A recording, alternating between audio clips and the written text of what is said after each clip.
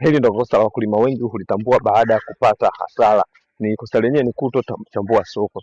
Kabla ya kupanda, wakulima wengi hulima vizuri, lakini wanashindwa kupangilia soko. Matokeo yake wanalima mazao yaliyo bora na kupata mavuno mengi, lakini mazao yanapofika sokoni hukutana na bei iko chini. Sababu ya hii yote ni kutokupangilia soko.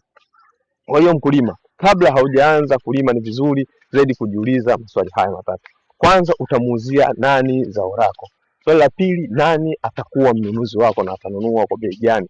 Na tatu, wengi watavuna kwa kipindi gani? Maana unaweza kushangaa unavuna kumbe mazao yapo mengi sokoni. Kwa hiyo mkulima, kilimo hakianzii shambani peke yake, kinaanzia sokoni. Ukikosa soko la uhakika, mavuno hata yawe bora, yawe mazuri kiasi gani, hugeuka kuwa hasara. Hiyo ndo kitu muhimu cha kufanya mkulima kabla hujapanda. Karibu Shomini Investment ili ujipatie kile kilicho bora zaidi. Karibu sana.